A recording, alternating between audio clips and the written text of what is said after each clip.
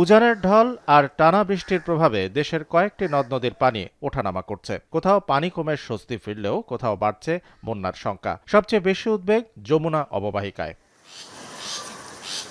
বগুড়ার সারিয়াকান্দিতে গত ২৪ ঘন্টায় যমুনার পানি বেড়েছে ১১ সেন্টিমিটার। যদিও এখনও বিপদসীমার নিচ দিয়ে প্রবাহিত হচ্ছে, তবে পানি বৃদ্ধিতে সারিয়াকান্দি ও ধুনট উপজেলার কৃষি জমিতে জলাবদ্ধতা তৈরি হয়েছে। ধান, পাট ও ভুট্টার ক্ষতির আশঙ্কা করছেন কৃষকরা।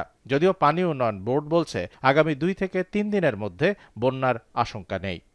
এবার পানি কম ছিল, কমে আবার এমন ঠেলা মারছে, তো অনেক পানি হয়ে গেছে। ওনাদের কিছু ধান পাট আসলো, সেগুলো ক্ষতি হয়ে গেছে, ডুবে গেছে, আর ওখানে ভাঙ্গিচ্ছে, মূলবাড়ি ডাটমারা শহর ভাঙ্গিচ্ছে। সিরাজগঞ্জে গত ৭ দিনে যমুনার পানি বেড়েছে প্রায় ১০০ সেন্টিমিটার। বাড়ছে করতোয়া ও বড়াল নদীর পানিও। এতে নিম্নাঞ্চল ও চরাঞ্চলের মানুষ বন্যার শঙ্কায় দিন কাটাচ্ছেন। তলিয়ে গেছে নিচু এলাকার ফসলি জমি, বাড়ছে নদী ভাঙনও। বিশেষ করে সদর উপজেলার কাওয়াকোলা, মেছরা, রতনকান্দি এবং চৌহালির কয়েকটি এলাকায় ভাঙন তীব্র আকার ধারণ করেছে। তবে পানি উন্নয়ন বোর্ড জানিয়েছে যমুনার পানি এখনও বিপদসীমার ৬১ সেন্টিমিটার নিচে রয়েছে। পরিস্থিতি পর্যবেক্ষণে রেখে সম্ভাব্য বন্যা মোকাবেলায় প্রস্তুতি নিয়েছে জেলা প্রশাসন। অন্যদিকে সুনামগঞ্জে টানা ২ দিনের বৃষ্টি ও পাহাড়ি ঢলে নদ নদীর পানি বাড়লেও সোমবার সন্ধ্যার পর থেকে কমতে শুরু করেছে।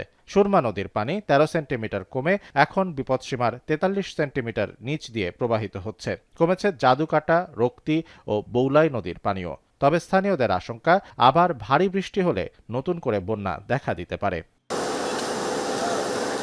রংপুর অঞ্চলেও তিস্তার পানি কমার প্রবণতা দেখা গেছে।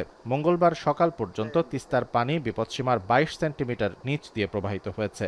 তবে উজানের ঢলে শাখা নদীগুলোতে পানি বেড়ে যাওয়ায় চরাঞ্চলের অনেক ফসলি জমি তলিয়ে গেছে। যদিও ভাঙন রোধে আগাম নেওয়া ব্যবস্থার কারণে এবার বড় ধরনের নদী ভাঙন তুলনামূলক কম।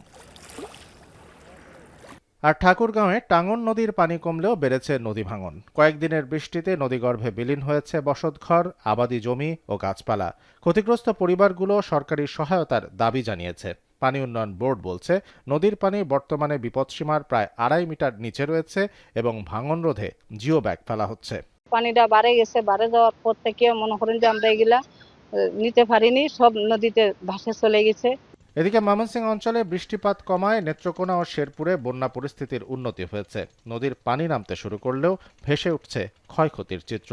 পাহাড়ি ঢলের স্রোতে ভেঙে গেছে সড়ক, সেতু, শিক্ষা প্রতিষ্ঠানের অংশ এবং নদী তীর। অনেক এলাকায় নষ্ট হয়েছে ফসল, ভেসে গেছে মাছের ঘের। ক্ষতিগ্রস্তদের সহায়তা ও কৃষি পুনর্বাসনের আশ্বাস দিয়েছে স্থানীয় প্রশাসন। এদিকে আবহাওয়া অধিদপ্তর জানিয়েছে মৌসুমী বায়ু সক্রিয় থাকায় আগামী ৫ দিন দেশের বিভিন্ন অঞ্চলে হালকা থেকে মাঝারি, কোথাও কোথাও ভারী থেকে অতি ভারী বৃষ্টিপাত হতে পারে। বিশেষ করে খুলনা, বরিশাল ও চট্টগ্রাম বিভাগে বৃষ্টির প্রবণতা বেশি থাকবে।